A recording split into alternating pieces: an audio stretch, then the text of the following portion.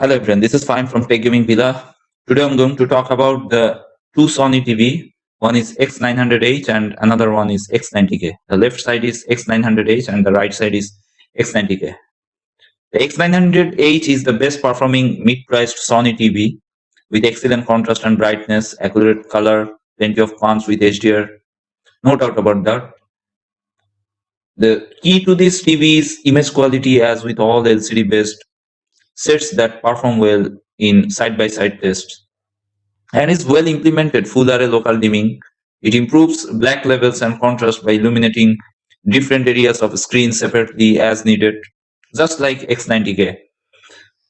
In some crucial ways, such as reducing stray illumination with HDR, the X900H beat the similarly equipped TCL6 series in some tests, and other ways the TCL won out with superior brightness and contrast overall. And the X90K also better brightness and contrast a bit higher than the X900H. There are lots of good reasons to choose Sony X900H. It has superior connectivity, unlike it has a little issue, which is Sony says it's a 4K 120 Hz panel, but if you select 4K 120 Hz mode and chroma 4:4:4, the blur issue comes. The latest firmware actually just a little bit sharpened the blur issue, but it is still there. It's a hardware problem, I will say. It's a hardware problem. If you need full 4K 120 Hz chroma 4:4:4, then obviously we'll pick X90K. This X900H is also available in a massive 85-inch size, something not offered by other brands like TCL or Hisense. And maybe Sony's brand cassette is important to you, but you don't know to throw down even more for a full array local dimming equipped Samsung like the Q80T. If that or any of the other reasons above appeal to you, the X900H should be on your short list. And X900H is now very, very cheap on 2022 because it's a 2020 model Sony TV. If you see the X900H picture quality, it has an excellent performer overall with a pleasing balanced image that still manages to deliver plenty of pop and contrast. It can quite match the black levels and light output of some LEDs I've seen, most recently from TCL and Hisense, but still comes pretty close. Meanwhile, other areas of image quality, namely color accuracy and shadow detail, were superior to those TVs. Dark movie scenes played in a dark room are the most challenging kind of content for LCD-based TVs. And while the Sony looked excellent in side-by-side tests, it wasn't quite as good as the TCL6 series or Hisense at maintaining that crucial darkness. Letterbox bars in mid-dark scenes, such as the general's speech in the bunker at the beginning of 1917, provided one example. The other two TVs were both able to preserve a blacker color of black in the bars and other black areas like the soldiers' silhouette test, which made them look a bit more realistic than the X900H. The difference was minor overall. If I compare it with X90K, the X90K is a bit brighter TV. It has cognitive processor, whether X900 is the old 4K HDR X1 processor. X900H can get exceedingly good brightness, although it didn't measure quite as bright as some other sets I've seen. X900H HDR brightness around 841 CD per meter square, and if you see the accurate color mode on HDR, then it will give 673, and brightest HDR will give you 989 CD per meter square, and accurate color HDR it will give you 795 CD per meter square.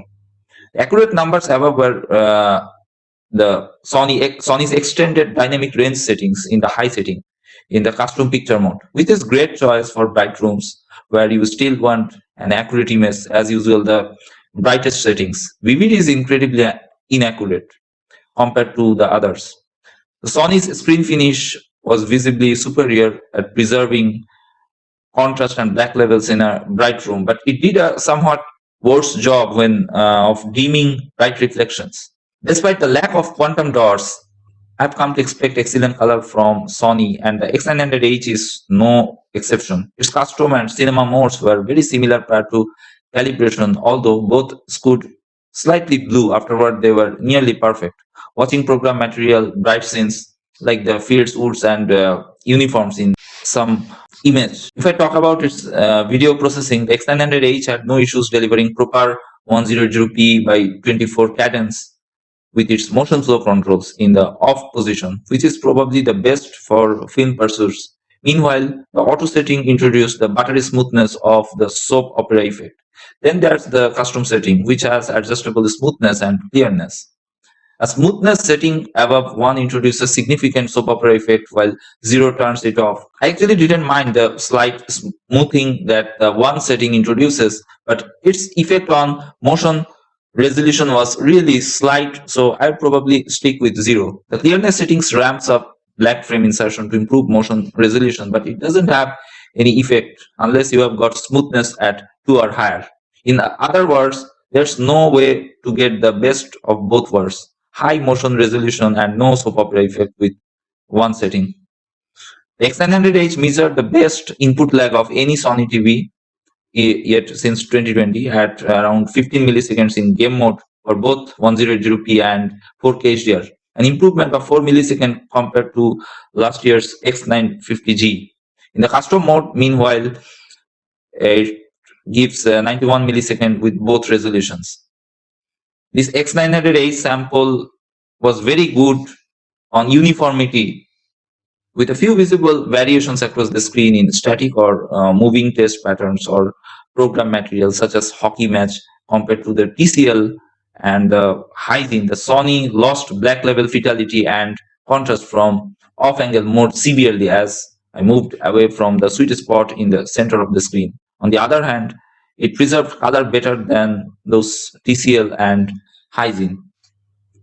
And X90K also the same, perform same. These series TVs are the company's mid-range 4K LCD models. X90K, 2022 model slotting in between the high-end X95K and more entry-level X85K and X80K series sets. A big difference between the X95K and X90K models is Sony's use of mini LED backlight on the former, with the X90K instead using a regular LED backlight with full array local dimming, and advanced feature not found on X85K and X80K TVs. And X90K and the X95J picture quality almost similar, I will say. Both are full array local dimming, but X95J is a bit ahead for its color accuracy and brightness. Sony actually the X90K series set, I've been running some initial tests to get sense of what it's capable of while also using it as the main TV for casual viewing. Last year's versions of this set, the Sony X90J series, actually X90J and X90K, no difference at all. But X9, if you have X900H, X900H, 4K HDR X1 processor and cognitive processor is a little difference. I will say it's an upgrade. The processing is better on cognitive processor. And the TV also bright X90K than X900H. This X90K also is a great value now. Sony was initially charging $1,500 US on the US and 65-inch model, and that price has since dropped $1,000 on Black Friday deals. The Dolby Vision support is on board, and there are IMAX enhanced Dolby Vision day and night and Netflix adaptive calibrated picture modes on the smartphone. You get Google TV and Google Assistant along with support for AirPlay too. Gamers will be glad to know that the X90K series is one of Sony's perfect for PlayStation 5 series with its dual HDMI 2.1 ports. Whether X900H has only one HDMI 2.1 ports, but that has some issues to show 4K 120 Hz chroma 4:4:4 issue. But X90K has no issue, and that you will enjoy 4K 120 Hz 4:4:4 chroma, which actually clear the text and sharp text you will see. It also has support variable refresh rate and auto low latency mode. Even you can now activate the VRR and local dimming both on the latest firmware on this X90K. It's also perfect for PlayStation 5. TVs also features Sony's Auto HDR tone mapping, which optimizes the HDR setting for game console input upon initial setup. The 65-inch X90K displayed an average light output. It measured 964 nits on a 10% white window in the standard HDR picture mode and 450 nits in Cinema HDR mode, while that brightness level will be fine for most viewing environments and is on par with the best OLED TVs. High-end LCD sets that use a mini LED backlight like the Samsung QN95D can deliver more than twice that amount.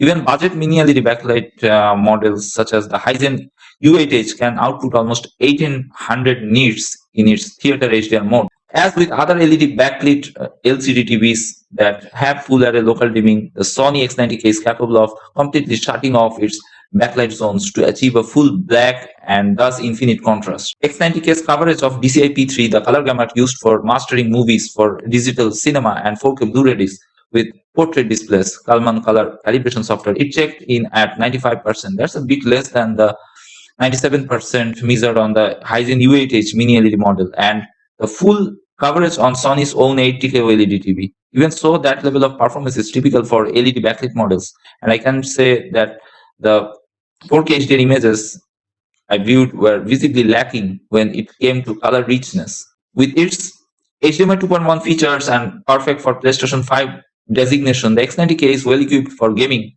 and the very good 13.8 millisecond input lag I measured in game mode confirms it's more than ready for it. There are other TVs that do a bit better on this parameter, but not by much. Otherwise, there are no game-specific picture settings beyond Sony's preset and the auto HDR tone mapping and that kicks in when you attach a PS5. So X900H and X90K both are good TV, but if you are a gamer, I will say choose X90K because it has full 4K 120Hz support. You can activate VRR and local dimming both on the same time, and there is no blur issue on 4K 120 Hz, no half the resolution. So I will say for gamers, X90K is definitely better. But if you are not a gamer, just you like TV shows or sports, then you can choose X900H. So what do you think? Please write in the comments below. So that's it from now. If you like this video, please subscribe and press the bell icon for future notifications update. Thanks for watching.